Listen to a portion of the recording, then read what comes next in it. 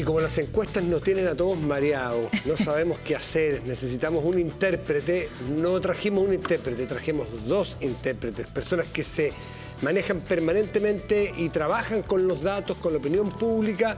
Presentamos a nuestro invitado, ¿te parece? Sí, Alberto Mayol, analista y sociólogo, bienvenido a Estado Nacional. Alberto, ¿cómo estás? ¿Qué tal? Gracias, Buenos días. Alberto. Y Cristóbal Uneu, que es director de Data Science and Holster, también que el día de las elecciones ustedes son Decide Chile. Decide Chile, ahí donde uno va buscando la... Buenos días, muchas gracias por la invitación. Gracias, Cristóbal y Alberto, por estar aquí.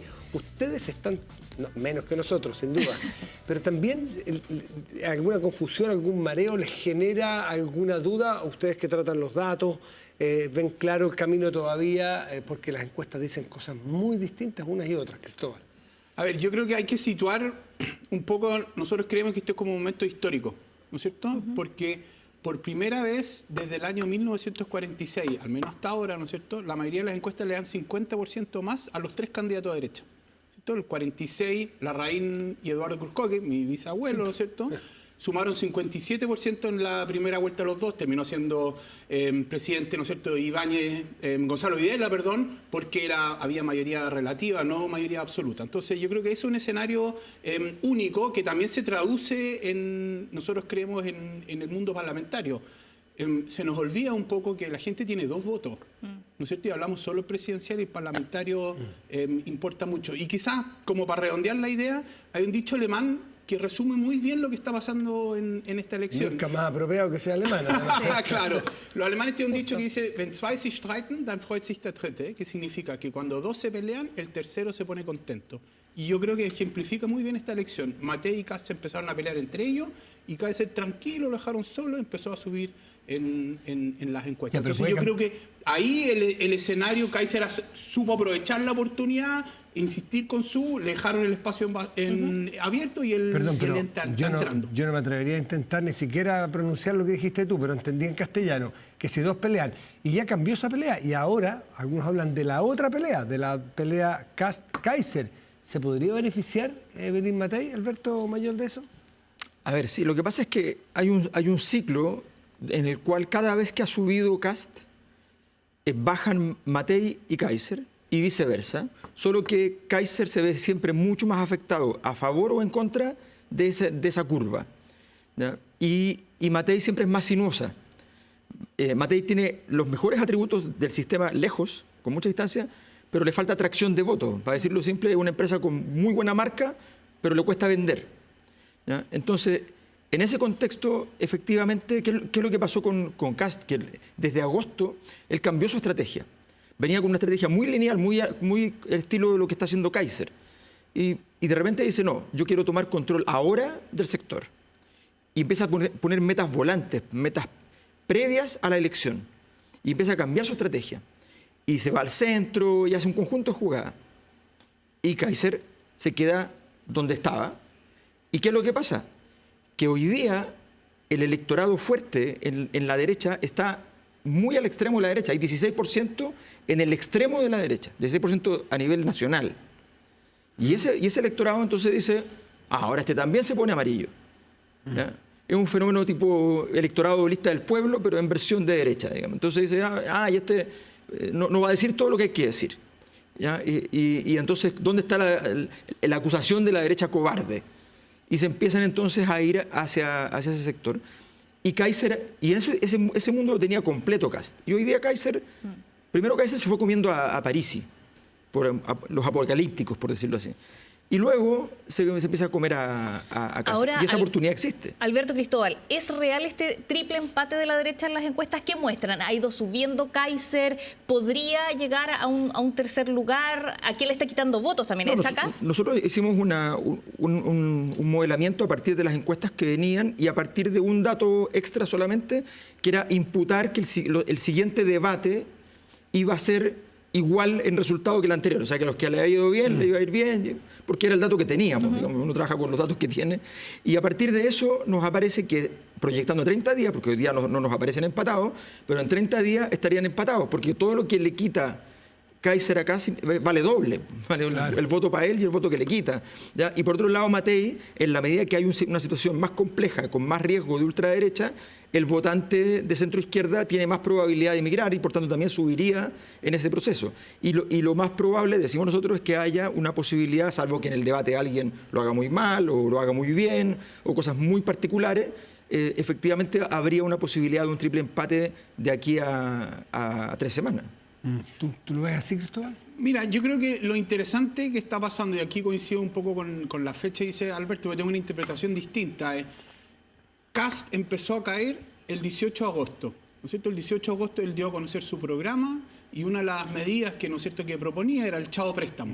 Entonces, una división que ya venía de la reforma previsional en enero, cuando se separaron Kaiser Kast de Chile Vamos, vuelve a resurgir y eso empezó a enredarlo con los 6.000 millones de dólares, ¿no es cierto? Bajó y dependiendo de la encuesta, bajó entre 7 y 10 puntos y 2/3 de ese aumento se fue a Kast. Y Kast no tuvo el escrutinio público que tuvo Kaiser no tuvo el escrutinio público que tuvo Kast. Y si uno mira el programa de Kaiser ahora, ¿no es cierto?, es mucho más radical con la reforma previsional que Kast, ¿no es cierto? Quiere volver a los multifondos, quiere reducir la PGU y cambiar su esencia, el principal legado del presidente Piñera. Entonces ahí se va a producir un conflicto y yo creo que se va a acentuar el de Kast con Kaiser. A mí no me queda claro que eso va a terminar en un triple empate. Hay que ver el debate, ¿no es cierto? Es el momento, Matei, de ir y dar un golpe y cambiar un poco la expectativa, pero vamos a ver lo que va a pasar hoy día. Yo creo que el debate hoy día es más importante porque te va a dar más tiempo de insistir y aprovechar el momentum. Y lo otro es que si uno mira las parlamentarias, ¿no es cierto?, las fotos que yo he visto de los candidatos de Chile Vamos están solos. No aparecen con Matei y cuando aparecen con Matei aparecen también con Piñera. Pero todos los candidatos de Kaiser aparecen con Kaiser y todos los de Kast aparecen con Kast. Entonces también ahí hay un efecto que se va a multiplicar y va a tener más impacto. Entonces por ese lado se van a aprovechar de esa subida de Kaiser, sobre todo los parlamentarios de Kaiser, del Partido Nacional y Social Cristiano. En los debates, hoy día hay un debate en Canal 13 y esta noche y para muchos es crucial, es muy importante, pero también uno tiene la duda que si es muy de la élite, es muy desde la conversación de las personas que les interesa más la política. Hoy día cada vez está más claro el voto obligado, ¿no es cierto?, y el voto habitual. Y un poco hay gente que hoy día ni sabe que hay, ni le interesa, ni lo va a ver, pero igual termina a lo mejor influyendo. ¿Ustedes creen que estos debates efectivamente pueden cambiar las cosas? Los debates son lo más importante de las elecciones. ¿Sí? O sea, los debates y la franja valen mucho más de lo que se cree, muchísimo más. Lo que pasa es que está súper investigado que el voto obviamente no es que tú te sientas en la tele y sales con otro voto. Lo que pasa es que viene un proceso de absorción la semana siguiente a partir de esa conversación que a veces tú no la viste, pero te la comentaron en la oficina, claro, y por tanto el resultado llega igual. Entonces, y esa absorción se demora una cantidad de tiempo porque después se conversa con la gente. ¿Cuánto demora aproximadamente en hacer semanas, efecto? se calcula, 2 semanas habitualmente. O sea, este debate puede ser más clave que el del 10 de noviembre. A mi juicio noviembre. este es más importante, que el de Anatel. Ojo que la evidencia que hay en Estados Unidos, al menos de los debates, que los efectos no son muy grandes y muchas veces cero, porque pasan otras cosas, a veces producido por los debates, pero también por otras noticias que están pasando que tienden a opacar el efecto. Es verdad que tienen un aumento en la semana, 2 semanas, pero después se tiende a diluir el efecto. Ahora, es distinto en Chile, donde no hay evidencia del efecto de debate, porque aquí es casi cadena nacional, ¿no es cierto?, tiene un rating bastante alto, pero depende del performance de los debates. Quizás el más famoso de todos, ¿no es cierto?, es el de Reagan, cuando le dice al otro gallo, ya empezaste de nuevo con tu teoría, y eso como que generó un momentum y Reagan terminó ganando. Pero al menos en esta historia, el único efecto o acto que hemos visto en la tele que ha quedado en la memoria es el famoso dedo de Lagos, el 88. Jadwe perdió él por el debate. ¿Ya? No sé. Lavín pierde la posibilidad de ser el candidato de la derecha en televisión. O sea, oye, y hay un hecho que no sé si está comprobado, estudiado por lo pronto no, porque es muy reciente, pero lo que acaba de decir Alberto, en el último debate se hicieron un montón de encuestas, esto con independencia de la preferencia de cada uno. Y en muchos lugares se dijo que Kaiser, que era bien raro, porque Kaiser había sido el ganador. ¿Se acuerdan? Yo consideré también que Kaiser fue el que mejor lo hizo. Eso no significa que tenga... Ha pasado un mes y mira Kaiser donde lo tenemos. Entonces a lo mejor no sabemos si es efecto de eso, pero hay una muestra... No, está correlacionado, sin duda. Pero en el fondo él ha tenido una estrategia consistente con su mensaje, insistir en un mensaje simple, directo, y como bien dice hoy día en la entrevista, ¿no es cierto?, en el Mercurio, yo no me voy a mover de mis convicciones. Me recuerda un poco el cast del 21, con ideas bastante diferentes, ¿no es cierto?, pero seguir con su mensaje consistentemente. ¿Es esta primera vuelta electoral de alguna forma una primaria para la derecha? Leía también algo así como una primaria respecto a lo que fue el voto del rechazo de septiembre del año 2022. ¿Ustedes lo ven así? O sea, que es una primaria porque quien pase de la derecha tiene una probabilidad tan alta de ganar que al final, efectivamente, esa es la disputa más importante, ¿ya? Pero, efectivamente, lo que estos días lo que va a ocurrir es que todos estamos pensando en cuáles son las jugadas que van a hacer los candidatos, pero en realidad lo que más define las elecciones son los errores o son las posiciones incómodas. Lo que le pasa a Kast hoy día, lo que le pasó a Matei antes, lo que le pasó a Jara también, ¿ya? Que es esta de jamón de sándwich, que tú te mueves para un lado y pierdes por el otro, y te mueves para el otro y pierdes por el otro. Entonces, esa situación a Jara le pasó, no en términos electorales, le pasó políticamente. Ella tiene, por un lado, su partido tensionándola por un lado y el resto de la coalición por el otro, y entonces no te puedes mover. Esa incapacidad de moverse es muy jodida. Y hay una cosa que dijo Cristóbal que es muy importante. El votante de derecha da por sentado que la gente de derecha es buena en la economía. Pero si llegan a equivocarse, lo castiga. Y eso es lo que le pasó a Kast. Mira, perdón que me salte Argentina, mira Milei. Que Supuestamente era contra la casta y contra la corrupción. 3 casos de corrupción que se investigan y Milei hoy día está a punto de... Exacto. Por eso yo creo que la elección de hoy día de Milei, aunque irrelevante para el electorado, sí va a afectar a la élite y sobre todo el discurso de Kaiser, porque es mucho más duro, más mileísta que el de Kast, y eso va a generar consecuencias críticas por su flanco. Incluso dicen que Lula está mirando la elección, le están pidiendo que haga un ajuste fiscal, él no quiere y va a usar la elección de Argentina para decir, miren, las consecuencias de hacer un ajuste fiscal demasiado duro. Ahora, yo creo que el fenómeno de Kaiser es un fenómeno que se va a quedar, y si Kast llega a ser presidente va a ser un desafío para él cómo manejar las dos derechas que él tiene, ¿no es cierto? Una derecha a la derecha y una derecha un poco más a la izquierda, exactamente. Lo que fue Kast a Piñera, que recuerdo cuando le fue a dejar una carta a la moneda y él se declaró oposición, a lo mejor Kaiser, si gana Kast, va a ser esa misma, va a ser el... Yo creo. Con la única diferencia que ellos tienen junto un pacto parlamentario. Claro. Entonces hay un acuerdo previo de gobernabilidad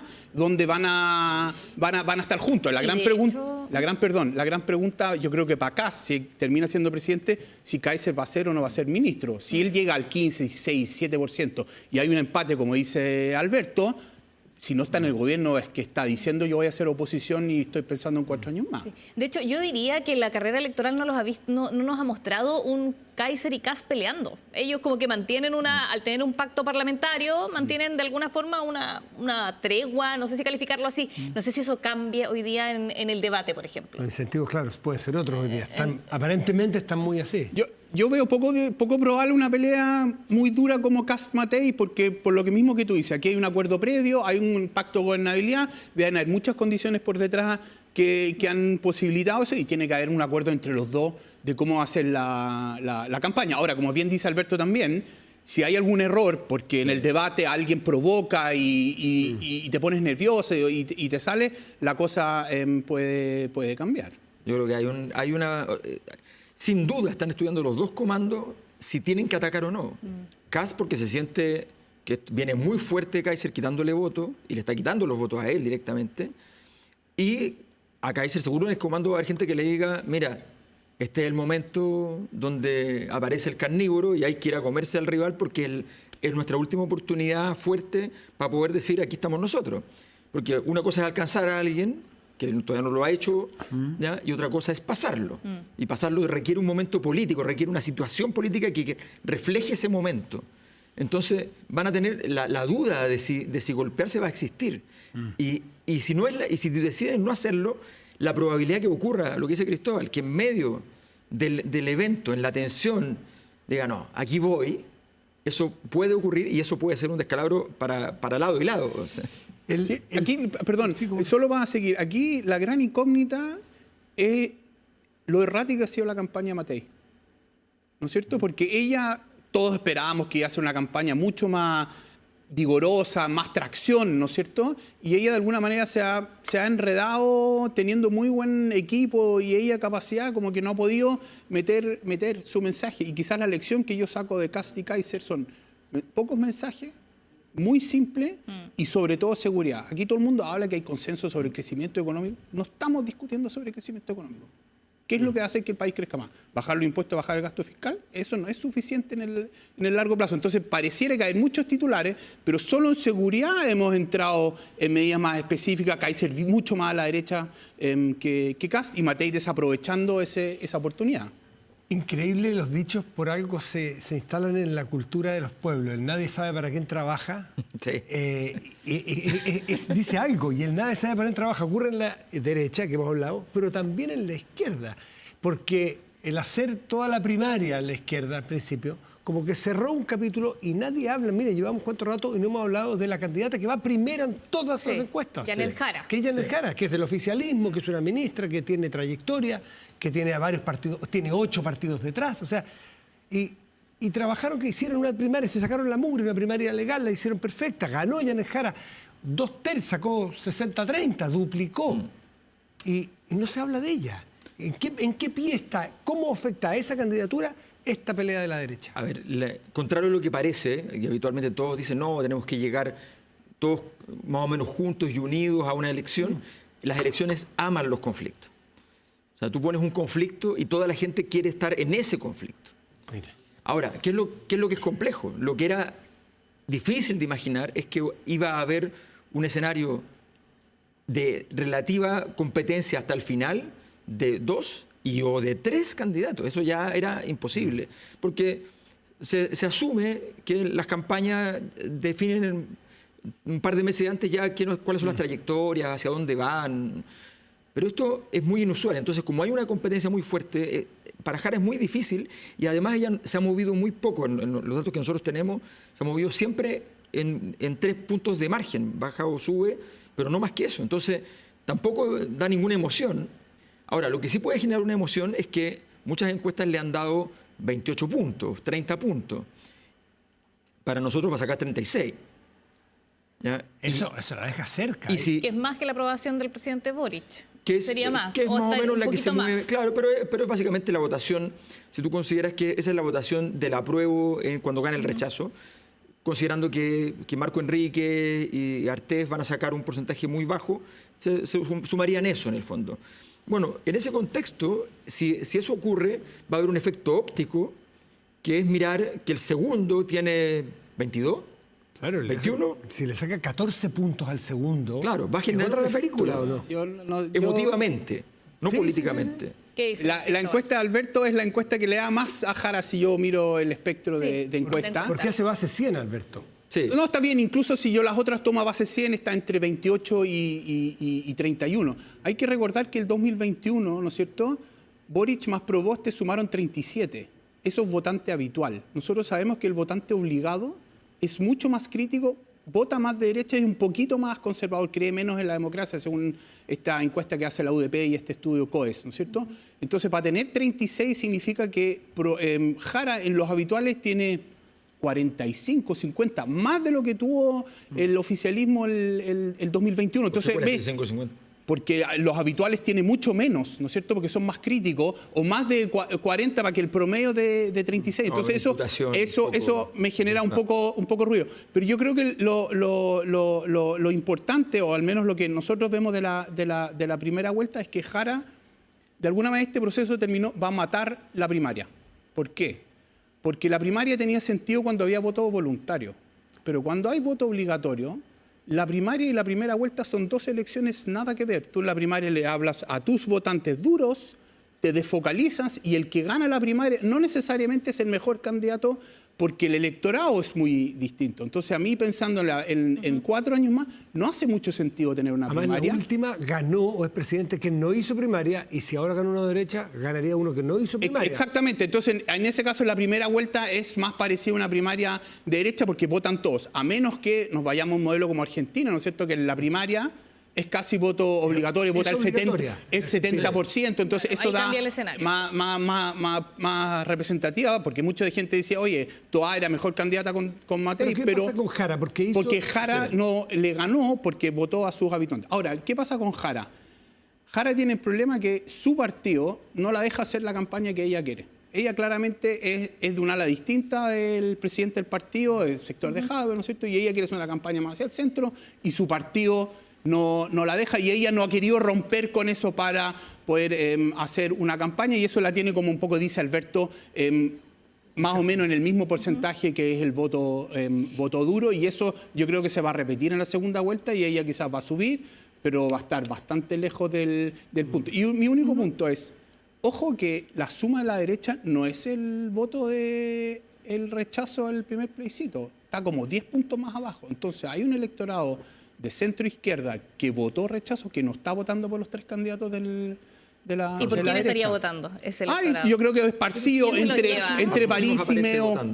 Pero, A nosotros nos aparece votando en ese mundo. Cristóbal, ¿por qué no te da? Los tres de derecha dan 51, 53, 50, en la encuesta de Alberto son 55, ¿no es cierto? No son los 62. Claro. Entonces hay un sector que está votando entre otros candidatos, lo que muestra que el rechazo fue mucho más heterogéneo y mucho más allá de la derecha y la centroizquierda que uno pensaría. Ahora, Alberto Cristóbal, también tú dices, acá el Partido Comunista no ha dejado a Jara hacer la campaña que ella quiere, pero en las últimas semanas hemos visto al presidente Gabriel Boric, quizás desde el 30 de septiembre, cuando da el mensaje del presupuesto, criticar a Kast sin nombrar a José Antonio Kast y se pone quizás como a un nivel del candidato del Partido Republicano. ¿Eso tiene un efecto en la candidatura de Janet Jara? Y lo pregunto porque esta misma semana Lagos Weber salió a criticar esto que ha hecho el presidente Boric. A ver, yo creo que sí tiene un efecto. Estos son de los errores que hablaba Alberto, ¿no es cierto?, que determina una campaña que hizo el presidente, en que se metió en una campaña donde su candidata es la que tiene menor posibilidad de ser presidente de los candidatos que está en disputa. Yo creo que él está pensando en 4 años más, él se siente más cómodo teniendo a Kast de presidente, ¿no es cierto? Él lo define como más oposición, como su rival, ¿no es cierto? Y menos cómodo con Matei. Y yo creo que ahí la moneda se metió un enredó a Jara también, ¿no es cierto? Y la opacó de alguna manera en que le dejó menos espacio de maniobra. Alberto, ¿cómo ves tú esa Yo creo que relación política? la derecha está jugando en un ambiente donde su potencial es 62%. Eso es lo que nosotros calculamos como su potencial por un tema son escenarios climáticos, donde es fácil ser de derecha, como desde el 2011 al 2022 era fácil ser de izquierda. Podías perder una elección, la perdió la izquierda con Piñera, pero era fácil ser de izquierda. ¿No? Que no lo hagas bien y que pierdas una elección porque no sabes hacer la campaña, no sabes tener un proyecto político, es otra historia. Pero en el fondo la tendencia es esa. Dentro de eso, por ejemplo, si uno mira la segunda vuelta de Matei con Jara, Matei saca más del 60% habitualmente. Entonces, claro, tú vas a Kast, baja 5 puntos siempre respecto a lo que saca Matei en segunda vuelta. Y si vas a Kaiser, baja 7 puntos menos que lo que saca Matei. ¿Por qué? Porque la gente que es de centro izquierda no está dispuesta a ir para allá. Pero esa tendencia, que no es pensar, que ese es el error que cometen algunos sectores de la derecha, que es pensar que no, es que el país se volvió de derecha, por eso hablo de la lista del pueblo. O sea, como Chile despertó antes y era de izquierda, ahora Chile despertó y es de derecha. No, evidentemente no es así. Hay un conjunto de votantes que, fíjense ustedes, qué raro que es, que pueden migrar porque consideran que alguien tiene que resolver un problema y considera que alguien tiene más probabilidad de resolverlo. Esto es bien sencillo, pero en esta cosa de pensar todo como paquetes de votos que vienen de los partidos, que es un error total, sencillamente nos perdemos. Pero ese es el escenario. La derecha tiene una probabilidad muy alta de sacar una gran votación al Partido Comunista. No le conviene al Partido Comunista como partido, según lo que ellos consideran, no les conviene que Janet Jara saque 45, 46, 47 ni 48. ¿No? Les sirve que saque menos de 45 para que no quede como disputando el escenario. Al Partido Comunista le conviene más decir, yo prefiero pelear con Boric después como líder y jugar ese partido. Y a Boric le conviene lo mismo. Entonces, a Jara quedó en una situación muy extraña políticamente, que no es un problema electoral, es un problema político que no puede resolver. ¿Y por qué no le conviene al Partido Comunista? Porque le puede... Porque queda una líder que no es queda la de ellos. lucha que es la líder que no es del sector del ya. presidente del O sea, para partido, la mesa del partido. más renovación, tiene un grupo parlamentario jóvenes, ¿no es cierto?, que de alguna manera tratan de llevar al partido a otro escenario. En Anholster, Cristóbal, ustedes han hecho proyecciones en la parlamentaria, porque hemos hablado mucho de la presidencial. ¿Se ha modificado el escenario del último que yo vi, que la oposición actual, o sea, las derechas, logran mayoría en ambas cámaras? Y tú, Alberto, si trabajaste esa proyección. Claro, no hemos actualizado. En otros países usan modelos mucho más sofisticados porque tienen encuestas en todos los distritos, entonces pueden proyectar. Nosotros usamos los datos de la elección municipal del 24, sí, pero solamente para que la gente tenga una noción. El año 2021, cuando se eligió este gobierno, ¿no es cierto?, la derecha sacó 68 diputados y el Senado terminó empatado en 25, ¿no es cierto? La mayoría se cambió porque durante el gobierno del presidente Boric, Jimena Rincón y Matías Walker formaron Partido Demócrata y se fueron a la derecha. Entonces, la derecha hoy día tiene 27, nosotros proyectamos que va a tener 27, va a depender qué es lo que pase con Calixto en Aysén, ¿no es cierto? Porque si él se elige una lista izquierda, pero después es encontrado culpable y lo tienen que desaforar y pierde el cupo... Ese escaño sería de la izquierda. De la izquierda, ¿no es cierto? Y terminaría 26, 24. Porque es un candidato de derecha en una lista de izquierda. Bueno, eso te demuestra un poco por qué lo pusieron en esa lista, porque consideraron ese escenario. Y en diputados, ¿no es cierto?, nosotros damos 85, es decir, 17 diputados más. Pero ojo, ellos solo necesitan 10 diputados más para tener mayoría marginal. Sí. Entonces, ese es un escenario que nosotros vemos con harto escenario en una asociación que tenemos con Acerta en un proyecto Candidaturas Chile, que ellos ya tenían en el 2017. Estamos haciendo un análisis bien detallado de las candidaturas, las circunstancias que están pasando en los distritos y las condiciones, pero no hemos actualizado la proyección y no la vamos a hacer tampoco antes de la elección. Y Alberto, sí, cuando vimos lo que hizo Cristóbal en Anholster, dije, a ver, voy a revisar porque me pareció mucho. Pero lo revisamos y si nosotros vemos los datos que nosotros manejamos imputando de la elección nacional, que probabilidades a nivel de parlamentario, más algunos datos efectivamente históricos, que es bien complejo porque como el momento histórico cambió radicalmente, entonces imputar esos datos es complejo. Pero aún así nos ha parecido un número más o menos parecido al de Cristóbal, que es un número bastante grande y que está un poco fuera de la conversación, de la conversación que tienen todos los sectores políticos. Igual ese no fue un modelo que lo revisé por todos lados, ni mucho menos. Lo hice para decir, ¿será? Me suena, y resulta que sonaba.